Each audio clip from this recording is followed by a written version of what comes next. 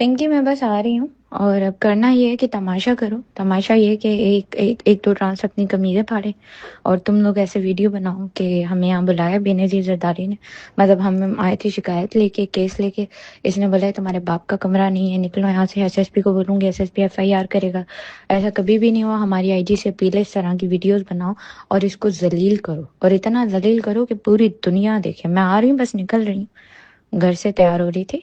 और दूसरा ये कि अगर एसएसपी के पास भी जाना हो ना, तो इन 15 16 17 सबको ले जाओ कि भाई ये क्या हो रहा है। वो हमारी मैडम है, उसने 4 5 साल हमारे साथ काम किया है, वकीलों के साथ मिलके। यही औरत हमें भी आज गालियां दे रही है और कल रात उसका मीडिया ट्रायल कर रही है।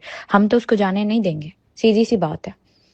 ये बस ये कर दो ना बन गई तुम लोगों की, मैं पूरी जिंदगी मेहरबान रहूंगी कि वाकई मेरा जो भी फ्यूचर हो, वाकई मैं कहूंगी कि कम्युनिटी मेरे साथ खड़ी रही।